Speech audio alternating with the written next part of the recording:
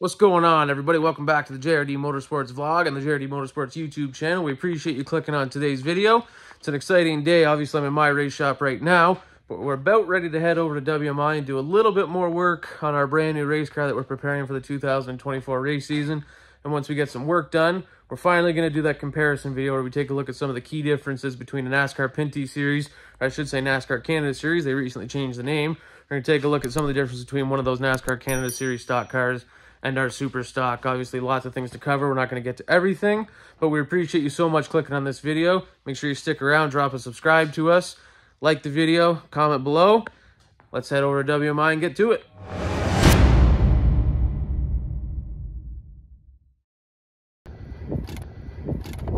So when you walk in here, they got win banners of everything, all their wins over the years. They're pretty young here, but they've done a lot of cool things.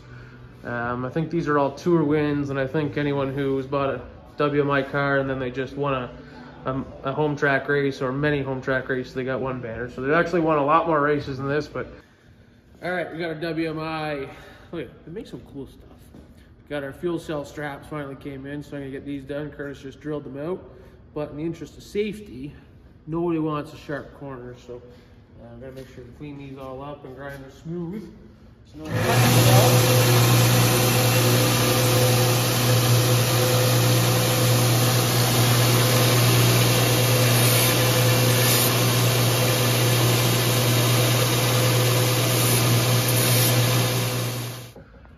How does it feel to sit in your race car for the first time? Oh, butterflies. Don't lie to me. Once it starts making engine noises, it'll be better. So this is Paul. Paul, you made your vlog debut not too long ago, and the views just skyrocketed. Oh, yeah. You're like, what is this idiot doing? So Paul works here, and he's going late model racing next year full time. So he's working on his car, we're working on our car, and it isn't snowing yet in Canada, so win, win, win. We do a little bit of redneck powder coating. Some of these things weren't done in time to make it to the powder coater, and we didn't want everything on the car blue. So we spray paint.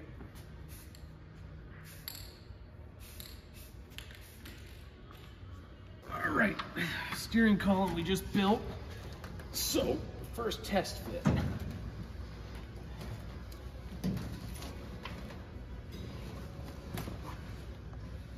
Ooh, I am in here.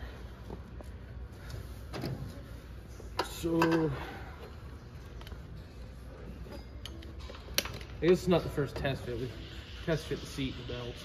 And, yeah. First test fit with everything completely ready.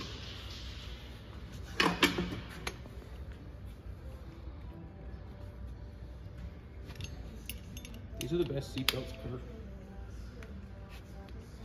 Was last year our first year with these belts? I think so.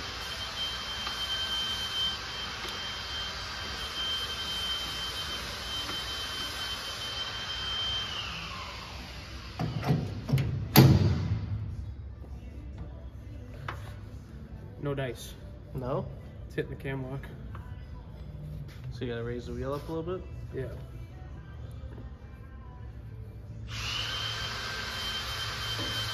Yeah. Okay. I've asked this before, and a lot of people commented and said that they were interested, so I'm finally getting to it. I apologize for the delay. We're going to go over some of the differences between a super stock, what we race, and a NASCAR Pinty Series car. There's obviously a whole wide range of differences. They're completely different race cars. But one of the first things, if I flip around here and show, there's a very obvious thing. They're not called Pintys. Oh, yeah. I was like, what are you talking about? NASCAR Canada Series. They changed the name. So that makes, actually, you know what? That makes it way easier. NASCAR Canada Series makes way more sense. So I'll flip around here and show our body on our super stock. Obviously not a completed body, but this is what we got done the other night. This is what we'll hang on the bot or on the car when it's time to start mounting the body and do all the tin work around it and stuff. So these ones we use the fiberglass greenhouse. The whole body is a 5-star North American Sportsman body. So the roof is fiberglass, And the quarters and fenders and tail and nose and everything, they're all plastic, and the doors are aluminum. So there's a whole different wide range of materials used on these super stock bodies, but that's kind of what makes up the body. It's the same one we've ran for a couple of years now. But then if we go to the other side of the shop, they actually have a Pinty series body that they actually, oh man, that's gonna take some getting used to. They have a NASCAR Canada Series body that they actually just put together and painted the inside and everything. So there's an actual direct comparison of two bodies off of race cars. So here is a NASCAR Canada Series body.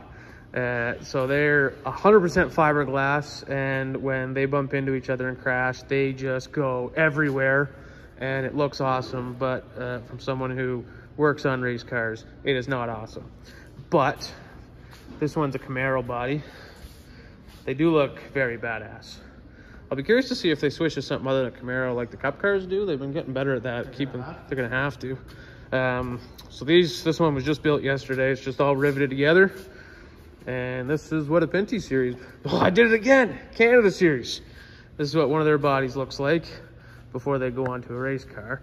And if I come around over here, I will show some of the differences, some of the obvious differences, and explain some of them.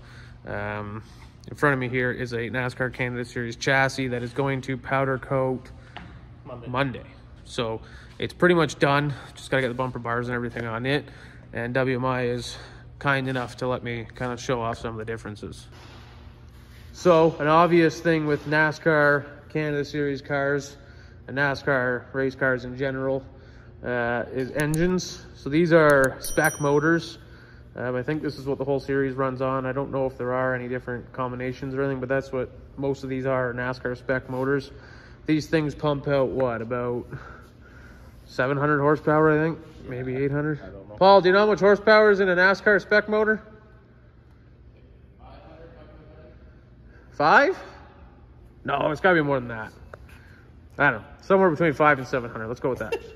That's a wide range for horsepower. But these motors are very, very expensive. I think they're in the neighborhood of 40, 50 grand, are they not? Yeah. Our motors, what are they up to now, Mr. Parts Guy? 11, 12? Oh my God, don't tell me more? that. Don't even, no, I shouldn't have asked you, that hurt. So obviously like a $20,000, $30,000 difference in motors there. These cars, this is ridiculous. This is insane. These cars, the entire thing, and this is only half of it, the entire thing has crush panels, like the whole car. So every time they beat and bang bumpers or anything, there's crush panels. And on the outside of it, from here to here, there's actually a filler crush panel. So this is just the tub of it. Then there's actual aluminum that goes out here, and here covers the whole thing, back here, everywhere. And it acts as a crush panel and encases the entire chassis, which is just wild to me, because every single time I work on one of these things or go to a race, they're having to replace those, and it's a ton of work. Another major thing on these race cars compared to ours, the super stocks, we run a perimeter car, not like a pro late model like Mr. Paul's over there. His is a straight rail late model, so the right side frame rail goes all the way straight down the right side of the car, from the right side of the clip all the way straight down, hence straight rail. And then it's mostly just door bars about 2 feet off the right side of the car. The Pinty series cars are closer to ours, where ours are a perimeter car where they're symmetrical side to side. The only difference being that our cars have an X door bar on the right side, and then we actually have a door bar that goes out about 10 inches. The Pinty series cars are symmetrical on both sides. So if I come over here, I can kind of show from the back what that actually looks like on a perimeter car. So if you look here, you can kind of see both sides are the same. The right side door bars don't have the plates on them, and they're a slightly different shape, but these cars are, for the most part, symmetrical. Main reason for that is they do run road courses and ovals with these cars.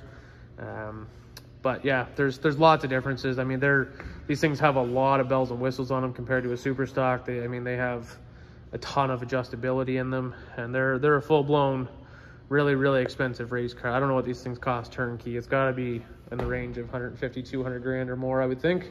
And our cars turnkey are, I don't know, 60 to 80 grand would be if you're not doing the work yourself or whatever. I'd imagine they're in that range. So a significant financial difference between a NASCAR Canada Series stock car and our super stock.